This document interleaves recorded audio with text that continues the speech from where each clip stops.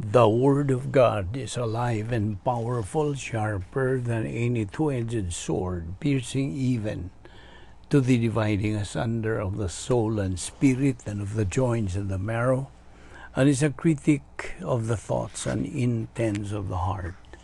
All Scripture is God-breathed and is profitable for doctrine, for reproof, for correction, for instruction in righteousness, that the man of God might be mature, thoroughly furnished unto all good works.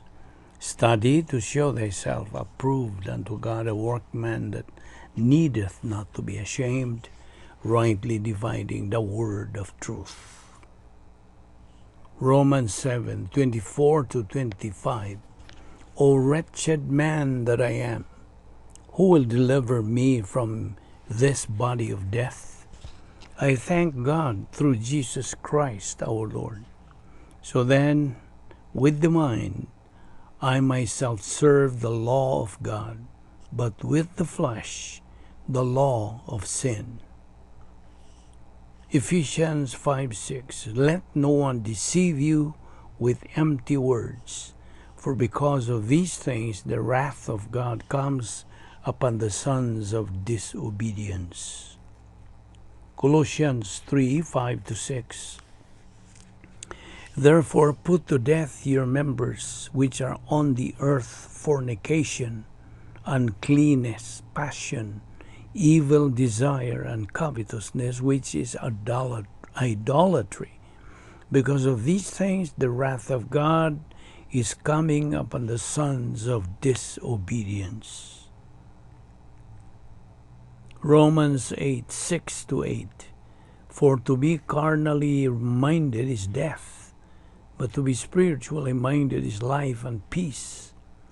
Because the carnal mind is enmity against God, for it is not subject to the law of God, nor indeed can be. So then, those who are in the flesh cannot please God. Proverbs 14:12. There is a way which seems right to a man, but its end is the way of death. Before we start our Bible study ngayong adlaw, well, as usual, as our routine, gikinahanglan na itong pagsugid, tanan na itong mga salang nabuhat ng adlaw, aron dili kinamahimong babag sa atong pagtumanon nga tulumanon, nga maong pagtuon sa pulong sa Dios. Busa, atong gamiton karon ang prinsipyo sa 1 John 1:9, gitawag natong rebound technique. Atong gamiton kini uban sa pagtuo niini nga pulong sa Dios. If we confess our sins, God is faithful and just to forgive us our sins and to cleanse us from all unrighteousness. Human imumuhata ka na, ikaw may balik sa imong pagkiumbitay sa Dios o sa pagdumala na karon sa Espiritu Santo kanimo. Alang kanimo dili magtutuo ang tugon, pahimangno, pag-agda, pag-awhag kanimo, mao nga imong tuuhan si Ginoong Jesucristo, ingon nga imong manluluwas aron ikaw maluwas. Believe on the Lord Jesus Christ and thou shalt be saved. Acts 16:31. Busa karon magampo ta sa hilom.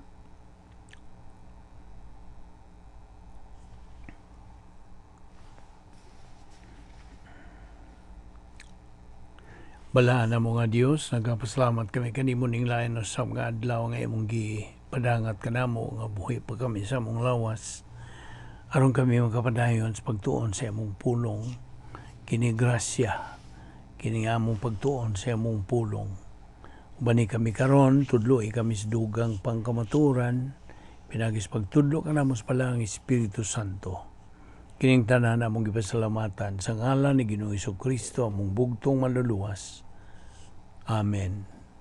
Well, padayon kita karon. Oh, by the way, mayong adlaw kaninyong tanan atong mga suki, atong mga subscribers, atong mga kaila o mga bag-o pang misuway sa pagpaminaw ning atong Bible study pinagi sa YouTube kaninyo sa mga igsuon diha ni Kristo. Welcome each and every one of you. Niya pa kita sa atong pagdupot ni atong tun-anan nga giuluhan the protocol plan of God. Okay, padayon ta. Kagahapon din kita muhunong nga every believer's responsibility ni ining ikaduhang bahin sa plano sa Dios mao nga patubuon ang atong kalag. Patubuon kining kalag pinagi sa pagtuon sa pulong sa Dios adlaw-adlaw. Aron kini magatubo diha sa grasya o kahibalo sa atong Ginoo ug manluluwas nga si Ginoong Jesucristo. Segundo Pedro 3:18. Og ayaw nagkalimot niadtong tulo ka mga hugna sa plano sa Dios. The three phases of the plan of God: salvation, Acts 16:31; believer in time, 2 Peter 3:18; believer in eternity, Revelation 21:4. Now, di pa dugay atong tun-an kadtong uluhan nga the dynamics of the spiritual life beyond gnosis. Now, ang tinuod gyud, ang espirituhanong kinabuhi, which is supposed to be lived by every believer, should be life beyond gnosis.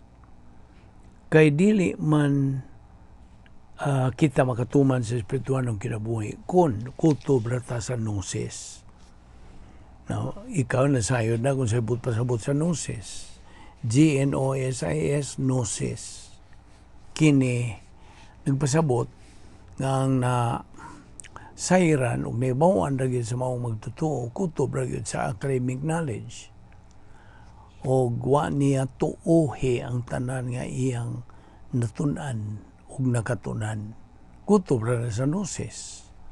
Academic knowledge which has no validity when it comes to spiritual life.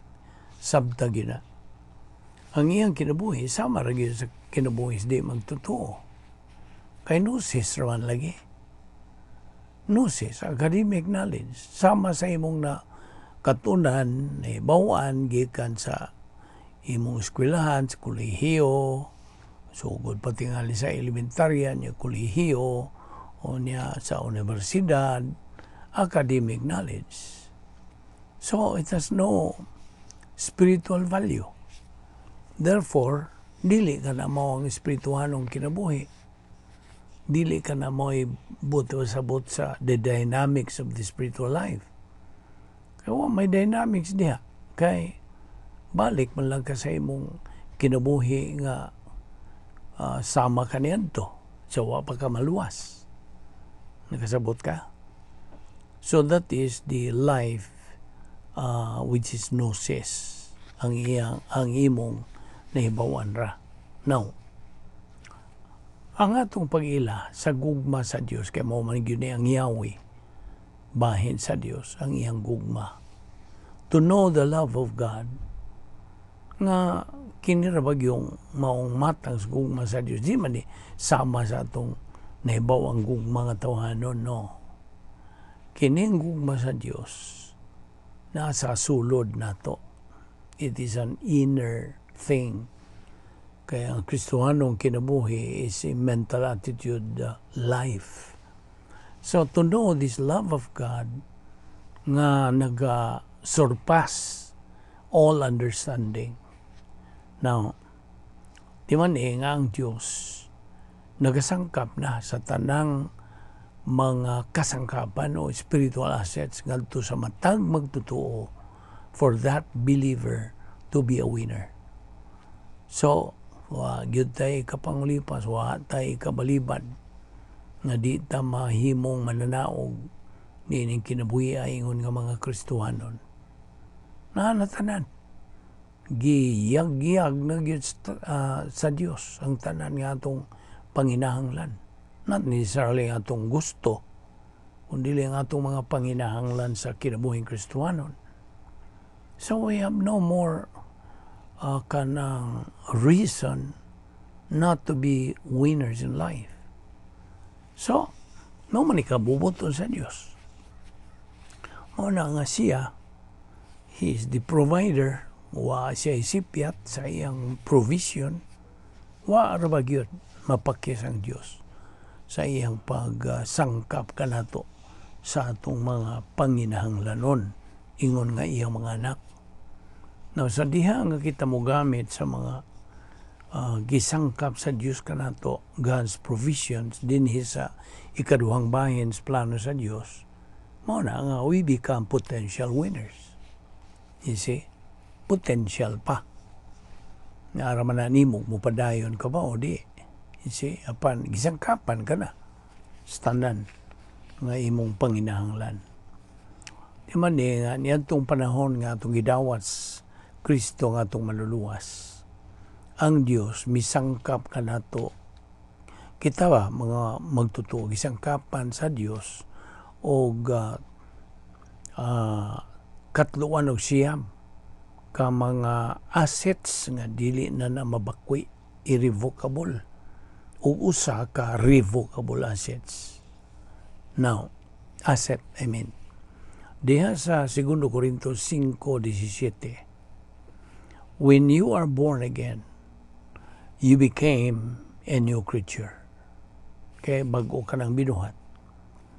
Now, ako kawaginan kagahapon man tingali ito nga ang ngan o term in Greek sa usa ka karnal nga magtutuo sarkikos, S-A-R-K-I-K-O-S, sarkikos.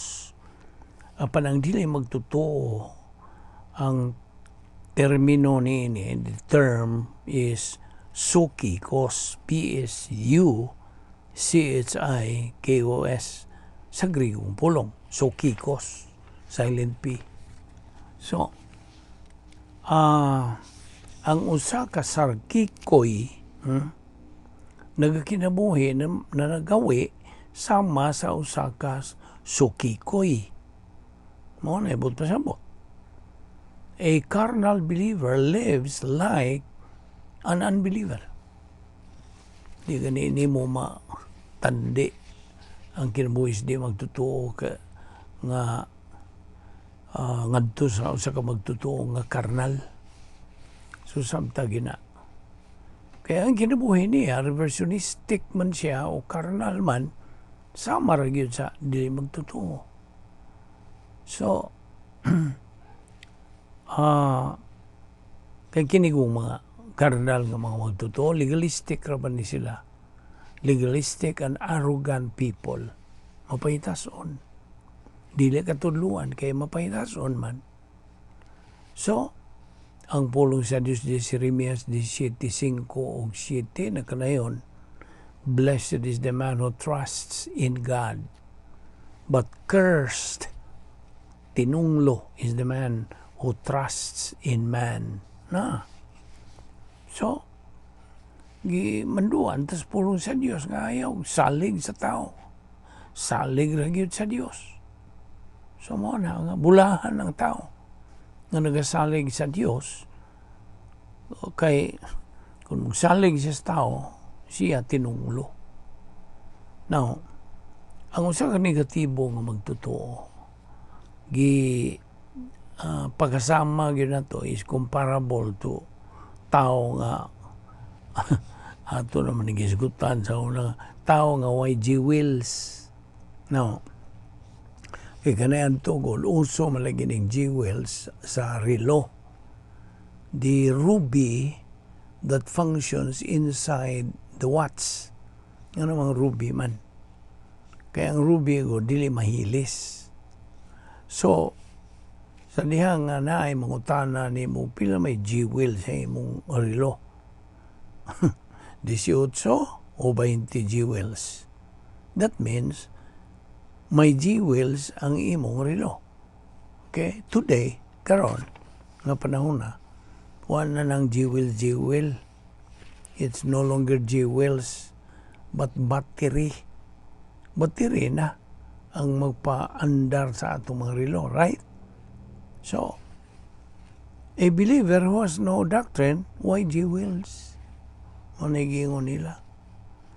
Ang usa ka magtutuo nga may doktrina na ay jewels. That believer can easily handle any kind of circumstances, be it in adversity or in prosperity. Magkamao siya.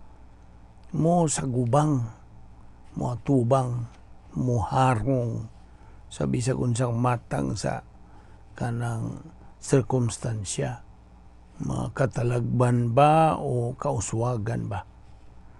So, kanang maong klaseng magtutuo, malipayon. Kay siya nagaambit man sa kalipay sa Diyos. He is sharing the happiness of God. Ug doon na siya personal sense of destiny. Iba naman siya, nasayon na siya sa iyang dadangatan.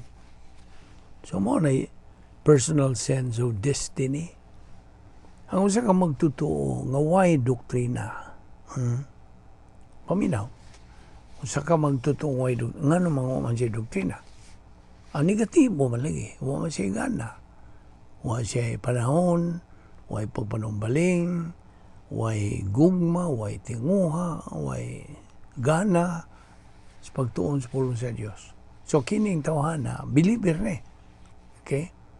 A believer who has no Bible doctrine because he's negative to it cannot handle any difficulty or hardship in life.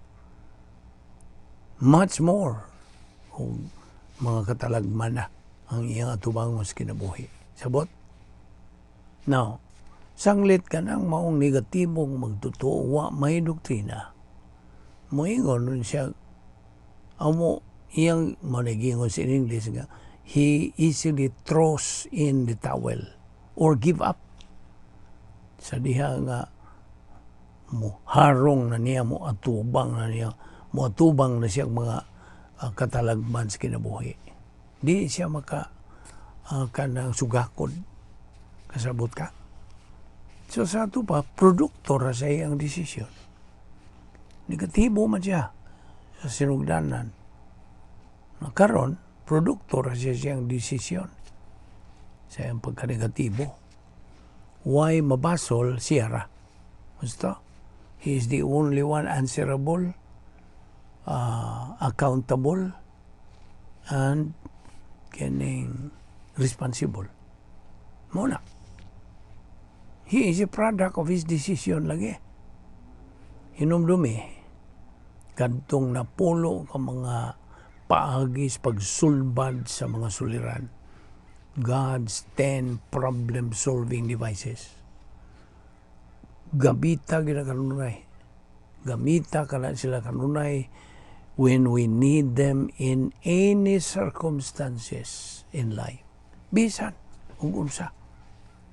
Now, of course, ato na pong pahinumdum ni mo kining tulo ka mga hugna sa plano sa Diyos. Salvation, believer in time, believer in eternity. Ano man isigi mo nagbalik-balik na to. Aron di na ni may kalimtan ni mo. Masil-sil na yun diha sa imong alimpatakan.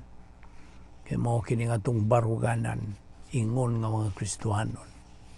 Okay? Now at this point in time, niyata sa ikaduhang bahin sa plano sa Diyos. So, believer in time kita. Now, samtang kita magapadayon sa pagkinabuhi, dinhi, nining atong panahon, we are supposed to be instructed by God's Royal Family Honor Code guidelines. Kinahanglan na kita gipahimang nuan, gipasidanan, o we are instructed by God's Royal Family Honor Code. Pangutana, Why is the spiritual knowledge of a believer important? Nga naman. Nga nung mahinungdanon magiging espiritualong pag kanang kaalam. Nga naman. Tubag. Because that is his only basis to live. God's will, purpose, and objective. Nakasabot ka? Mora. That's the only basis. Mora yun ay basihan sa kinabuhi sa magtotoo. According o sumala sa kabubuton, tuyo, tumong plano sa Dios. Kung wa kay pulong sa Dios, Bible doctrine, wala kay Bible doctrine di sa imong kalag, you are not going anywhere sa imong espirituanong kinabuhi. Wala. Murag kag naglutaw-lutaw lang ka sa laod nining kinabuhi nga way destino. Panang usa ka magtotoo nga positibo, ginamit ang iyang positibong kabubuton din, siya magmadinaugon nining kinabuhi. Makamao siyang mo tubang sa bisag unsang circumstances kinabuhi. Naging Pablo nga magmadinaugon yung ka. Gisuwayan man yung Pablo. Magmadinaugon yung ka kung magpositibo ka nga sa pulong sa Diyos, imong gamiton kini, imong tunan, imong katunan, imong tuuhan, imong gamiton sa imong kinabuhi. Operation SLBA. Study, learn, believe, apply the Word of God. That is our slogan. Timan nila. So, the believer has volition. Basta, pinagi niya na, he always faces volitional responsibility in every aspect sa iyang Kristuanong kinabuhi. Gatubang siya nini law of volitional responsibility. Balaod kini sa tulubagon sa kabuton. Subo nga palandungon nga labihang daghanang mga Kristiyanon karong panahon nagadahom nga sila nagkinabuhi kunuhay sa Christian way of life even if they do not have Bible doctrine. Mora na lisod. Wa man sila pulong sa Dios unsa man lang pagkinabuhi sa Kristiyanong pahagis pagkinabuhi. Dili. They are hypocrites. Sabot ka. Kung sabot kung ipasabot. Mga maot. Mao ba ni binisaya hypocrites? Paron ingnon. Now, unsa may dasig yun ni mga klases, mga magtotoo, be? What motivates this kind of believers? Ang ilang tinago, ang ilang kinaiyang makasasala. Mao ni nagarasig nila. It is their area of weakness nga mao'y nagadasig kanila in their personal life. Area of weakness. Unsa man area of weakness? Unsa manggawas niya na maong area? Sala. Sala sa una, sala sa dila, sala nga makita, sala sa buhat ba? Now, pinagi sa pulong sa Diyos, particularly God's 10 problem-solving devices, a believer can be victorious over his old sin nature's control. Yes. Kung magapadayon ka, malahutayon ka, masigihon ka, mainiton ka, maigugmaon ka, sa pagtuon sa pulong sa Diyos din, nakakipuruhan nga mahimo kang mananaog. Kisa may di gusto kung mahimo mananaog. Every normal believer buot nga mahimong mananaog. Apan nga naman nga daghan bang di lagi musunod niini. Negatibo man sila. Ilang kabubuton mo naging mga katiguang tinuyoan sa ilang buot. Di man nindumig itong formula usab nato. kung ikaw mahimong mananaog, knowledge of Bible doctrine plus faith, pagtuo. Imo bang isagol ka ng imong pagtuo nganha sa imong kaalam kahibalo, kaalam sa pulong sa Dios? Unsa resulta? Espirituhanong gahom. Hindi ka gusto o espirituhanong gahom? Ngayon mo magamit sa mong kinabuhing Kristohanon? That's why, the reason why mao ka na hinungdan nga noon sa bililhon ba hinungdanon gayon ang pagkaton sa pulong sa Dios, especially sa God's 10 problem-solving devices. Mao ni sud ni sa protokol nga plano sa Dios. Gamita unas tanan, gamita ang first problem-solving device. Unsa man? Rebound. Ang imong pagsugid sa imong mga sala. Every time we sin, we have to use this process na may balikta sa atong pagkikumbitay sa Dios and fellowship with God. Rebound. 1 John 1:9. If we confess our sins, God is faithful and just to forgive us our sins and to cleanse us from all unrighteousness. Then, humani mo, buhat ka ng pag-rebound, keep moving. Padayon. Keep moving in your spiritual life. Do not be stagnant. Ayaw hunong. Inumdumi nga ang Christian way of life is a supernatural way of life. And as such, it demands a supernatural way of execution. Now, ang usa ka magtutuong negatibo, way gana, way gugma, way kainit, way panahon nga ikagahin pagtuon sa pulong sa Dios, sama ning atong ginabuhat adlaw-adlaw. Adlaw-adlaw maning atong Bible study. Tingali ang nakadungog ni mga bag-o mo, sinta na pod mo ingon sa, adlaw-adlaw agpiha. Yun sa naman nila, wa ba nila kahotde ng ilang pangisugutan. Magkadungog kuha na mo, pahiyom yung hudayon. Siya mahurot. May kahurot, di mahurot. May pagkahurot ang pagtuon sa puro sa Diyos. Kita nga buhat ni adlaw-adlaw. Gaanad na tangdaan kay didto sa langit. Si Ginoong Kristo ra ba ang mga tudlo kanatos pulong sa Dios hangtod sa kangturan. Na kung wa ka mahanad dinhi, mao na. Wa kay mga ganti dito, of course, langit kapan. Sa umang negatibo malagi ka. Mao nang produkto ra gyud kasi mong desisyon. Paminaw. Ang usa ka negatibo nga magtotoo. O negatibo way gana, way gugma, way kainit sa pagtuon sa pulong sa Diyos. Wag yun. Ang iyang kinabuhi, summarize di magtotoo lagi. He is a confused person, disorganized person, disoriented person to the reality of life, disoriented, miserable, way kalipay, dili siguro, unstable, way kabarugan, a loser believer. Nakadungog ko ba? Bugat-bugat yun ang punga.